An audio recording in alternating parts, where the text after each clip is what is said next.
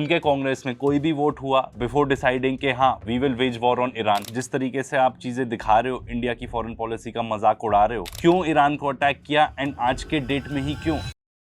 जिस चीज का डर था वही हुआ। बहुत लोग तो कह रहे थे कि हाँ एक्सपेक्टेड ही था ऐसा होना, but United States of America ने B-2 स्टेल्थ बॉम्बर्स यूज करके, बंकर बस्टर बॉम्ब्स यूज करके बॉम्ब करी हैं ईरान की nuclear facilities, Fordo, Natanz, Isfahan. Reports तो आ रही हैं जो सैटेलाइट इमेजेस बता रही है कि ऊपर से डैमेज हुआ, पर एक्चुअली अंडरग्राउंड डैमेज कितना हुआ ये तो बिल्कुल भी नहीं पता। सबसे पहले तो ये बताना चाहूंगा कितना सीरियस है ये मैटर, कितनी बेवकूफी, कितने बारबैरिक, जाहिल, पागल, घटिया।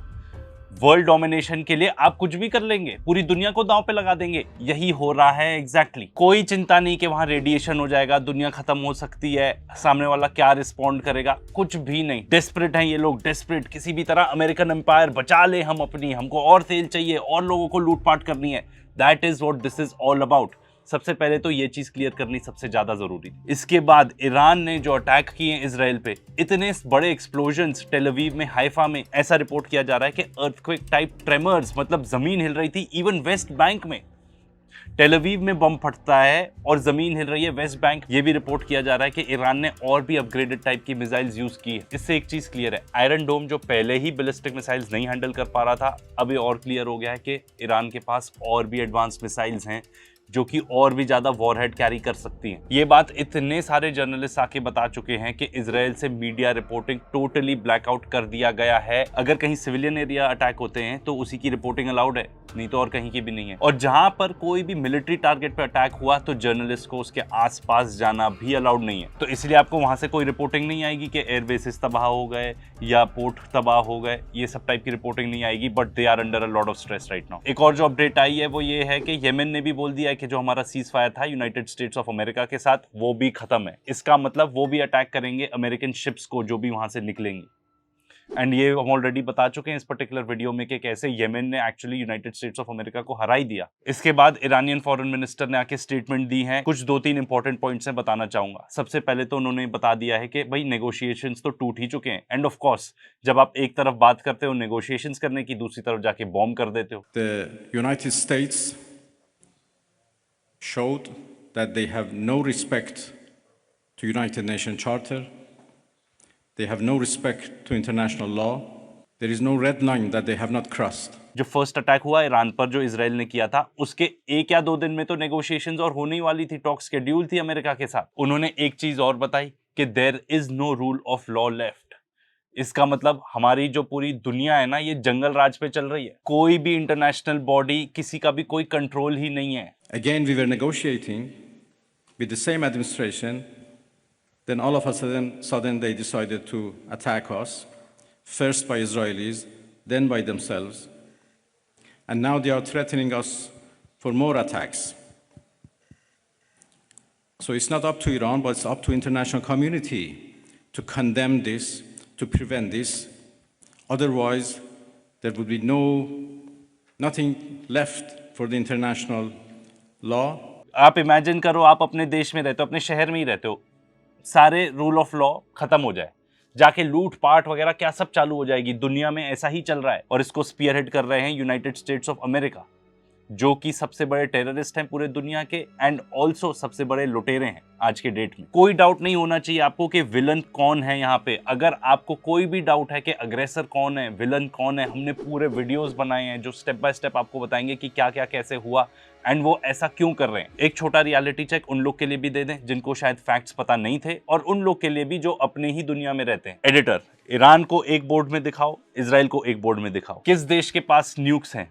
इजराइल के पास हैं, ईरान के पास नहीं है। किस देश ने NPT, non proliferation treaty, sign की हुई है और किसने नहीं की है? इजराइल ने साइन नहीं की है, ईरान ने की है। किस देश में रेगुलरली जो एटॉमिक एजेंसी है उसकी इंस्पेक्शन होती है? इजराइल में नहीं होती, ईरान के अंदर होती है। कौन सा ऐसा देश है जो अपने पड़ोसियों को कंटिन्यूसली बॉम्ब किया जा रहा है? इजराइल, ईरान ने नहीं। किस देश के प्राइम मिनिस्टर के खिलाफ इंटरनेशनल क्रिमिनल कोर्ट का अरेस्ट ऑर्डर जारी हुआ है? Israel, not Iran. कौन सा ऐसा देश है जो कंटिन्यूस अपनी टेरिटरी एक्सपैंड किया जा रहा है? Israel, not Iran. ऐसा कौन सा देश है जो जेनोसाइड कर रहा है? Israel, not Iran. ऐसा कौन सा देश है जिसने ये पर्टिकुलर वॉर चालू की? इजराइल ने की, ईरान ने नहीं की। अगर कोई भी देश ऐसा है जो अमेरिका को आज के डेट में कंडेम नहीं कर रहा, तो वो जंगल राज में बिलीव करता है। अगर कोई भी ऐसा इंसान है जो ये नहीं मानता कि अमेरिका ने गलत किया, तो वो भी जानवर कैटेगरी में ही आता है। आप एक ऐसे दुनिया में रह ही नहीं सकते। जो एनपीटी है वो ही फेल हो गया। कितना डेंजरस है ये पूरे दुनिया के लिए, क्या ही बताएं। मतलब अभी करंटली ट्रीटीज होती हैं कि अगर आपके पास न्यूक्लियर फैसिलिटीज हैं तो आप उसको पीसफुल पर्पस के लिए यूज करो, उसको आप पूरी दुनिया को डेमोन्स्ट्रेट करो। आपके यहाँ इन्वेस्टिगेशंस होंगी ये बताने के लिए कि आप वो कर रहे हो कि नहीं कर रहे हो। वो सब इन्होंने कचरे के डिब्बे में फेंक दिया, ये बेवकूफ़ों ने। मेरा तो ये कहना है, अभी तक ये जो एजेंसीज थी आपके लिए काम करती थी, आपको आके बताती थी कि हाँ यहाँ पे ये चल रहा है, यहाँ पे ये चल रहा है, यहाँ पे ये चल रहा है। अगर ईरान एग्जिट कर जाता है एनपीटी से, तो फिर आपको कहाँ से आएगी खबर? आप तो ब्लाइंडेड हो जाओगे और डेस्परेट हो जाओगे। अब हम क्या क्या जानते हैं? क्या न्यूक्लियर फैसिलिटीज डिस्ट्रॉय हुई? हम नहीं जानते। पर ईरानियंस इतने स्मार्ट हैं कि उन्होंने ऑलरेडी स्टेटमेंट भी जारी कर दिया है कि जो की मटेरियल था उसको ऑलरेडी मूव कर चुके थे। और यही सेम चीज ये पर्टिकुलर सैटेलाइट इमेजेस से भी पता चलती है। अब इस अटैक के बाद क्या ईरान एनपीटी छोड़ेगा? मुझे तो लगता है छोड़ देगा। क्या ईरान न्यूक्लियर वेपन्स बनाएगा? ये तो हम नहीं जानते, पर ये जरूर जानते हैं, बहुत रिपोर्ट हो चुका है। आईईईए ने भी कहा था कि ईरान बिल्कुल नहीं बनाना चाह रहा था न्यूक्लियर वेपन्स। वो सारे कंप्लायंसेस कर रहे थे, इंस्पेक्शंस हो रही थी रेगुलरली। कहीं से भी ऐसी खबर नहीं है कि वो बनाना चाह रहे थे, except for Netanyahu and Trump जो आके बता रहे हैं, उसके अलावा कहीं भी नहीं। असलियत तो ये है कि इन सब हरकतों से उनको और फोर्स देते हो आप कि हाँ आप बना लो। सवाल ये है, क्या इस स्ट्राइक के बाद ईरान अब न्यूक्लियर वेपन नहीं बना पाएगा? जवाब है बिल्कुल भी नहीं। ऐसा बिल्कुल भी नहीं हुआ। वो ऑलरेडी उनके पास फिजाइल मटेरियल है, एनरिच्ड यूरेनियम है, वो बना सकते हैं ये। अगर आप ये न्यूयॉर्क टाइम्स के ही आर्टिकल को देख लो, इसको हमने पहले भी अपने वीडियोस में कवर किया था, वो ये बता रहे थे इस टाइम पे ट्रंप ने मना कर दिया था कि हम नहीं करेंगे बॉम्ब। उस टाइम पे भी ये रिपोर्ट हुआ था कि अगर ये ऑपरेशन कर भी लेते हैं, it will only set back the timeline. मतलब आज के डेट में अगर मान लो उनको 2-3 महीने लग रहे हैं, तो मे बी 1 साल, 1.5 साल, 2 साल लगेंगे, पर वो फिर भी एक न्यूक्लियर बॉम्ब बना सकते हैं। हम असली में तो हम सिर्फ यही जानते हैं कि जो स्ट्राइक है उसने टारगेट्स हिट किया, कितना डैमेज हुआ अंडरनीथ किसी को भी नहीं पता आज के डेट में। मे बी सिर्फ ईरानियंस को ही पता होगा और वो भी डैमेज असेस कर रहे होंगे। एक चीज सॉर्ट ऑफ ग्रे एरिया में है कि ईरान आगे क्या करेगा। मुझे तो लगता है कि वो इजराइल को कंटिन्यूस टारगेट करेंगे, क्योंकि ईरान अभी भी यूएस को तो कंडेम कर रहा है और वो धमकी दे रहा है कि हम उनके एयरबेसेस को अटैक करेंगे। पर साथ ही साथ आप ईरान के प्रेसिडेंट का स्टेटमेंट देख लो, वो ये बता रहे हैं कि ये सब कुछ इजरायली इम्पोर्टेंस की वजह से हुआ है। और जो इजराइल भक्त हैं, आप लोग तो क्या ही वाहवाही, आपको one of the most brain washed लोग हो आप। आपको या तो फैक्ट्स दिखाई नहीं देते, है ना, क्योंकि आप मिस इन्फॉर्मेशन डिसइन्फॉर्मेशन कैंपेन में इतने ज़्यादा डूब जाते हो, और अगर दिखाई भी देते हैं तो आपका ईगो इतना ज़्यादा है कि आप उसको समझ नहीं पाते। अब कोई डाउट नहीं रह गया है कि इजराइल जिस तरीके से भीख मांग रहा था अमेरिका को कि इंटरवीन कर लो, क्योंकि इजराइल यूएसए का बच्चा ही है, 51st स्टेट ही है। क्लियरली इजराइल के पास खुद की एज सच कोई कैपेबिलिटी नहीं है, और अब तो आयरन डोम से भी दिख गया, और ये भी दिख गया कि जाहिल कौन है, जानवर कौन है, समझदार कौन है इस सब चीजों में। अब नेक्स्ट पॉसिबल एक्शंस क्या हो सकते हैं? क्या ईरान सरेंडर करेगा? बिल्कुल भी नहीं, कोई चांस ही नहीं है, बिकॉज दे नो कि this is a battle for survival. वहां के लोग भी जानते हैं। ये जरूर खबर आई है कि जो स्ट्रेट ऑफ हॉर्मूज है उसको जो ईरानियन पार्लियामेंट है वो वोट कर चुका है कि हाँ उसको डिस्टर्ब करो, क्लोज करो। पर सिर्फ इतना ही नहीं, ईरान का जो सुप्रीम कमांड है उसको भी डिसीजन लेना पड़ेगा कि हाँ हम इसको बंद करेंगे। अब आप कॉन्ट्रास्ट देखो, आपको बताया जाता है अमेरिका डेमोक्रेसी है। भाई ईरान के साथ इतना सब कुछ हो गया, ठीक है, फिर भी वहाँ के पार्लियामेंट पे जाके वोट होता है कि भाई क्या करना है क्या नहीं करना। क्या अमेरिका में कोई वोट हुआ, उनके कांग्रेस में कोई भी वोट हुआ बिफोर डिसाइडिंग कि हाँ we will wage war on Iran? क्या कहीं भी उन्होंने इतने सारे वॉर्स लड़े हैं, क्या कभी भी उनके पार्लियामेंट में जाके, उनके कांग्रेस में जाके वोट हुआ? बिल्कुल भी नहीं। दिस शुड टेल यू कि पूरा फार्स है। अमेरिका को वहाँ के ना तो प्रेसिडेंट चलाता है, वहाँ के एलिट्स चलाते हैं। एक और चीज़ साइड नोट में आपको बताएं जो हमें लगता है, ईरान के ऊपर जब इजराइल ने अटैक किया, देवर कॉट ऑफ गार्ड। ये तो ईरान खुद ही स्टेटमेंट देके बता चुका है। उन्हीं की जमीन से अटैक प्लान हो रहे थे और उनको पता भी नहीं चला। बेवकूफ़ी है, ठीक है, वो लोग भी मानते हैं। पर इससे क्या दिखता है आपको? इससे ये दिखता है कि ईरान में कोई सर्वेलेंस ही नहीं है, काफ़ी लिबरल स्टेट है वो। अगर वहाँ के ज़मीन के अंदर खुद ही के लोग प्लान कर रहे होते इतना बड़ा अटैक, और वो सबके सेलफोन्स पे नज़र गड़ाए बैठे होते कि कौन क्या कर रहा है, तो इसका मतलब ये होता ना कि भाई वहाँ पे तो रिजीम ही ऐसी है जो आपको बताया जाता है। असलियत ये है, हम लोग जिस पर्टिकुलर सोसाइटी में रहते हैं, जिस सोसाइटी में अमेरिकन रहते हैं, इजरायलीज रहते हैं, वहाँ कंट्रोल इतना ज़्यादा है कि वो एक्चुअली एक रिजीम लाइक है। अब वापस आते हैं स्ट्रेट ऑफ हॉर्मूज पर। क्या ईरान ब्लॉकेड कैरी आउट करेगा? अगर करेगा तो उसके कॉन्सिक्वेंसेज बहुत ही डायर होंगे, बहुत ही खतरनाक होंगे पूरी दुनिया के लिए। पर वो एक स्मार्ट चीज़ और कर सकते हैं, वो एक सिलेक्टिव ब्लॉकेड कर सकते हैं, जैसे यमन ने किया, अंसार अल्लाह ने किया यमन में। जो रेड सी ब्लॉकेड उन्होंने किया, उन्होंने कहा कि भाई इजरायली शिप्स नहीं जाएंगी, बाकी सारी शिप्स जा सकती हैं। उससे क्या हुआ, इजराइल का एक जो पर्टिकुलर पोर्ट था वो बैंकरप्ट हो गया। तो वो ईरान यहाँ पे भी ऐसा कर सकते हैं। हाँ, Indian ships not a problem, आप जाइए। Chinese ships not a problem, आप जाइए। पर आप कहीं भी यूरोप में जा रहे हैं, यूएस के एलाइज के पास जा रहे हैं, नॉट अलाउड। वो इतने चतुर हैं Iranians, and from what you can see इतना कैलकुलेट करके रिस्पॉन्स देते हैं, इनकी तरह बारबैरिक नहीं है। अगर कुछ ब्लॉकेड होता है तो आई गेस वो इसी टाइप का कुछ ब्लॉकेड करेंगे। फिर अब आप देख लो आपका असली एलाय कौन है। एक तरफ से तो एलाय जो आप जिसको मान रहे हो इजराइल, वो सारी चीजें ऐसे कर रहा है जो आपके लिए, पूरी दुनिया के लिए खतरनाक है। और एक तरफ आपका एक जो एलाय है Iran, I would call them an ally, वो सारी चीजें कर रहा है जो आपके बेनिफिट में हो। अब अमेरिकन क्या करेंगे इस ब्लॉकेड के बारे में? The answer is I don't think वो ज्यादा कुछ कर सकते हैं। एंड उसका प्रूफ हमको येमेन में दिखता है, हमने उसके बारे में पूरी वीडियो बनाई है। उन्होंने क्या क्या नहीं किया येमेन में, जो अंसार अल्लाह रजीम है उनको कन्विंस करने के लिए कितनी बमबारी की कितनी ज्यादा, क्योंकि उनको आता ही यही है, सिर्फ बम बरसाने आते हैं। क्या वो जो ब्लॉकेड था उसको खत्म कर पाए? बिल्कुल भी नहीं। क्या ईरान के ऊपर वो ऐसा कर पाएंगे? जब येमेन के ऊपर नहीं चली तो यहाँ पे तो बिल्कुल नहीं चलेगी। एक और जो अहम सवाल उठ रहा है, क्या ईरान यूएस के बेसिस अटैक करेगा? मुझे नहीं लगता आज के डेट में ऐसा करेंगे, क्योंकि इसका मतलब हेड ऑन लेना हो जाएगा अमेरिका को। वो कंटिन्यू अटैक करते रहेंगे इसराइल को, उनकी स्ट्रैटेजी यही लग रही है। वो डिप्लीट कर देंगे इसराइली इकोनॉमी को। इसराइल में पोर्ट्स ही नहीं बचे हैं फंक्शनिंग। एक तो बैंकरप्ट हो गया येमेन ब्लॉकेड की वजह से, हाइफा पोर्ट ऑलरेडी जल रहा है, पॉसिबल रिपोर्ट्स हैं कि वो ऑलरेडी खत्म हो चुका है हाइफा पोर्ट। और एक और जो एशडॉड में पोर्ट है जो गाजा के पास है, वो ऑलरेडी काफ़ी कम कैपेसिटी पे चल रहा है। What does this mean Israeli economy के लिए, जहाँ के लोगों को ऐश और आराम में जीने की आदत है, एक बढ़िया क्वालिटी ऑफ लाइफ की आदत है। ऑलरेडी दिख रहा है कि Israelis they are actually fleeing, ships में बैठ के साइप्रस में मोटे मोटे पैसे देके वो ऑलरेडी वहां से कट रहे हैं। Ben Gurion airport it is believed कि अभी भी चालू है, कुछ रिपोर्ट कहती हैं कि नहीं, काफी कन्फ्लिक्टिंग है, उस रिपोर्ट्स उसके बारे में नहीं जानते, बट आई बिलीव वहां से कुछ फ्लाइट्स ऑपरेट हुई हैं।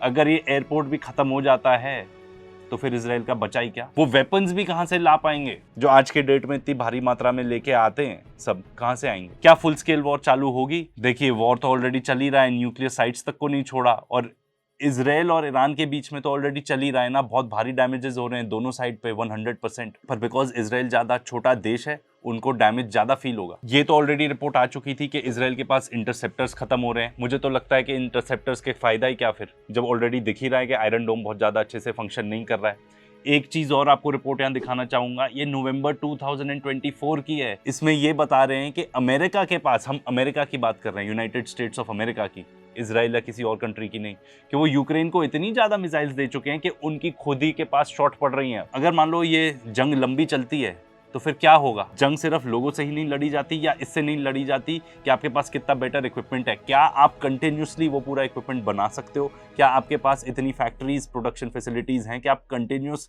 ये पर्टिकुलर इक्विपमेंट निकाल रहे हो, सप्लाई कर रहे हो? From what this article shows के यूएस के पास ऐसी प्रोडक्शन फैसिलिटीज हैं ही नहीं। हाईटेक बना लो आप में भी कुछ एक दो चीज़ें, पर उसके लिए जो आपको रेयर अर्थ चाहिए, क्या आपके पास हैं? ये बहुत बड़ा सवाल उठता है। चाइना ने ऑलरेडी बैन कर चुके हैं कि हम नहीं भेजेंगे यूनाइटेड स्टेट्स ऑफ अमेरिका को ये पर्टिकुलर रेयर अर्थ। ये भी आपको बता दें कि रशिया ने अपनी जितनी भी मैन्युफैक्चरिंग कैपेबिलिटी है पिछले 3 साल में बहुत ही रोबस्ट कर ली है। वो फटाफट इक्विपमेंट निकाल रहे हैं आज के डेट में। ईरानियंस भी हार्डन अप हो गए हैं, ऐसा रिपोर्ट किया जाता है कि उनके पास अंडरग्राउंड फैसिलिटीज़ हैं मिसाइल्स मैन्युफैक्चर करने के लिए। अब देखो होगा क्या, ये तो कहना बहुत ही ज़्यादा मुश्किल है, एंड हम यहाँ पे कोई भविष्यवाणी तो देने नहीं बैठे हैं। हम तो आपको एक एनालिसिस दे रहे हैं, ये चीज़ें पॉसिबल है, पर सिचुएशन बहुत ही खतरनाक है पूरी दुनिया के लिए। पर ये डाउट कुछ भी नहीं है कि यहाँ पे गुंडा कौन है, मवाली कौन है, यहाँ पे बिल्कुल भी डाउट नहीं। एंड ऐसा डेफिनेटली कुछ लोग होंगे जो आज के डेट में जश्न मना रहे होंगे कि अरे ऐसा अटैक कर दिया, इवन इसराइल में भी कर रहे होंगे। पर आपको ये भी बता दें, इसराइल में भी जब फर्स्ट डे उन्होंने जाके अटैक किया था तो जश्न का ही माहौल था, और उसके बाद देख लो। एक चीज़ और भाई, उन सारे सिटीजन्स पे हमारे, उन पे लानत, और ख़ास तौर पे हमारे देश के मीडिया पे लानत, जिस तरीके से वो इस चीज़ का कवरेज कर रहे हैं।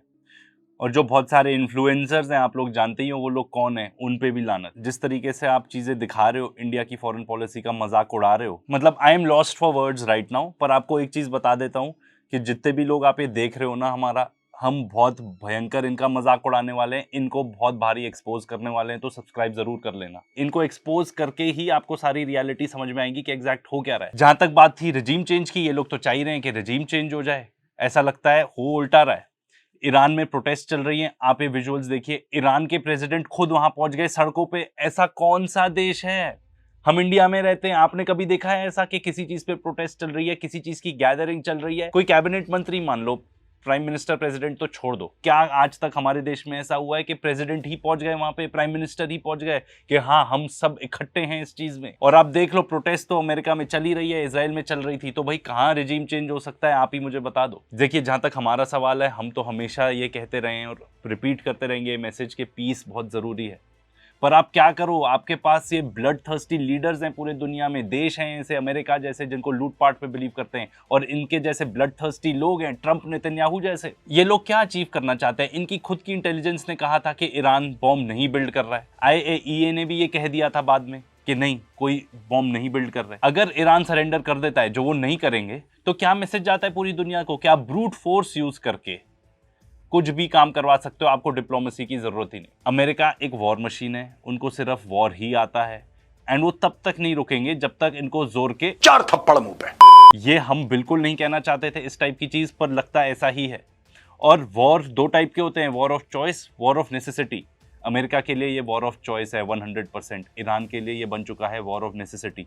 तो वो लड़ेंगे। जहां तक पब्लिक ओपिनियन का सवाल है, तो चाइना भी बोल चुका है कि भाई एक मिस्टेक है, एक इराक वाली मिस्टेक अब ईरान में की जा रही है। रशिया ऑलरेडी बता चुका है कि हमारा तो स्ट्रेटेजिक अग्रीमेंट है ईरान के साथ। इंडिया की तरफ से ऐसे कोई भी स्ट्रॉन्ग पर्टिकुलर स्टेटमेंट नहीं आई है, ना हम एक्सपेक्ट करते। एंड बाय स्ट्रॉन्ग स्टेटमेंट जो मैं कहना चाहता हूं कि भाई जब तक आप कंडेम नहीं कर रहे हो अमेरिका को जो उसने किया है उसके लिए, वो द स्टेटमेंट डजंट मैटर। आप भले ही बोल दो शांति होनी चाहिए, इट डज नॉट मैटर। भले ही आप कुछ करो मत एज अ कंट्री, आपको एटलीस्ट आके स्टेटमेंट तो देनी चाहिए कि जो किया था ये बहुत ही गलत है। देखिए, अब बात हमेशा ही आती है कि हम क्या कर सकते हैं। हम कोई ऐसी पोजीशन में तो है नहीं कि जाके वॉर रुकवा दें, बिल्कुल भी नहीं।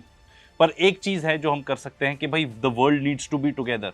एंड मुझे ये बहुत अच्छा लगा, ग्रेटा ने ये पर्टिकुलर चीज अपने इंस्टाग्राम में डाली थी। One of the extremely few tools we have at hands now is the possibility of outreach and try to impact the public opinion. This is specially true if you belong to a demographic group that is benefiting from these oppressive system. तो ये बताना चाह रही है कि भाई हम जाके वॉर तो रुकवा नहीं सकते हैं, ठीक है ना, वो टूल हमारे पास है नहीं, पर हम एटलीस्ट पब्लिक ओपिनियन तो स्वे कर सकते हैं। हम एटलीस्ट लोगों को ये तो बता सकते हैं कि असलियत क्या है। एक और चीज जिसकी वो बात कर रही है नैरेटिव की, कि भाई जो मेन स्ट्रीम मीडिया है वो इतना गलत नैरेटिव सेट करता है अबाउट एवरीथिंग, एंड उसमें हमारा मीडिया भी इंक्लूडेड है, जो आके कह रहा है कि हाँ बम फोड़ दिए ये वो। हम उसको डिटेल में कवर करेंगे आगे।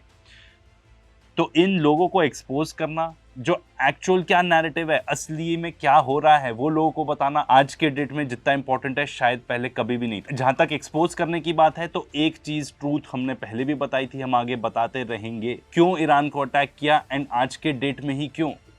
क्योंकि ये बैटल है रिसोर्सेज के लिए। इन्होंने रशिया के साथ ट्राई किया, भयंकर फेल हो गए। ये चाहते हैं ऑयल कंट्रोल करना, बाकी सारे रिसोर्सेज कंट्रोल करना, एंड ये जितने भी प्लान्स हैं ना, इनके बैकफायर कर रहे हैं आज के डेट में। अगर आप यूक्रेन का ही एग्जांपल देख लो, वहां पे जितने भी रिसोर्स रिच जगहें थी, रीजन्स थे, वो तो अब एक्चुअली रशिया ने कब्जा ली हैं। अगर आप उसको उंगली ही नहीं करते तो शायद ऐसा होता ही नहीं। ईरान के साथ भी जो हो रहा है बहुत ही गलत है। वो क्या चाहते हैं, वहाँ का ऑयल कंट्रोल करना चाहते हैं। It is as simple as that. ये जितने भी कंट्रीज़ हैं ना, ये वेस्टर्न यूरोप में और अमेरिका में, इनके पास इतने ज़्यादा समहाउ रिसोर्सेज हैं नहीं, अगर हैं भी तो उन्हें और चाहिए। ये पहले भी यही करते थे, आज के डेट में भी यही कर रहे हैं। इस चीज़ को हमने बहुत डिटेल में कवर किया इस पर्टिकुलर वीडियो में, जरूर चेकआउट करना। असलियत यही है, एंड ये लोग रिजीम चेंज करवाना चाहते हैं, यही इनका ऑब्जेक्टिव है। चाहे ट्रंप आए, चाहे कोई भी आए, ये पॉलिसी बायपार्टिजन है। ये पर्टिकुलर आर्टिकल ही देख लो, ये बताता है कि ये अटैक की प्रैक्टिसेस इवन जब बाइडेन था प्रेसिडेंट तब भी चल रही थी। ये जो इनके एलिट्स हैं ना, वो सेट करते हैं ये पर्टिकुलर पॉलिसी। ये सिर्फ ज़ायनिस्ट के या सिर्फ न्यूकॉन्स की बात नहीं है, ये उस पर्टिकुलर देश की पॉलिसी है सेट बाय देयर एलिट्स। तो ऑलरेडी हम इस सब चीज़ों को बहुत एक्सपोज करते आए हैं, पर now we are even more determined. हम और जोर शोर से ये करेंगे, हम और भी ज़्यादा टाइम स्पेंड करेंगे इन्हीं लोगों को एक्सपोज करने के लिए। अपनी मीडिया को एक्सपोज करेंगे, अमेरिकन पॉलिटिशियंस को एक्सपोज करेंगे, इजराइल को तो करते ही आए हैं और करेंगे। जितने भी ये वेस्टर्न पावर्स हैं वो क्या क्या टैक्टिक्स यूज करते हैं, कैसे जो बाकी देश हैं उनको लूटपाट करने की कोशिश करते हैं, ये पूरा हम और भी ज़्यादा एक्सपोज करेंगे आज के डेट में। क्योंकि एटलीस्ट बेयर मिनिमम हम ये तो कर ही सकते हैं ना, हम जितना कम्युनिकेट कर सकते हैं एटलीस्ट उतना तो करें। एंड सबसे ज़्यादा तो इस चीज़ की ज़रूरत है हमारे देश को, ख़ास तौर पे फॉरेन पॉलिसी के मामले में। मुझे लगता है भाई सबसे भयंकर ब्रेन वॉश्ड लोग हमारे ही देश में हैं। सबसे बड़ा रिस्क हमारे ही देश को है मिस इन्फॉर्मेशन एंड डिसइन्फॉर्मेशन से। तो जितनी भी हिपोक्रेसी है हमारे मीडिया की, वेस्ट की, आने वाले दिनों में हमारा फोकस रहेगा कि हम इन्हीं लोगों को, पर्टिकुलर वो इंडिविजुअल्स, वो मीडिया चैनल्स, वो इन्फ्लुएंसर्स, वो सारे पॉलिटिशियंस जो आपको आके गुमराह करते हैं, झूठ बोलते हैं एकदम कैमरे के सामने आके, हम उन सबको एक्सपोज करेंगे आने वाले वीडियोज़ में।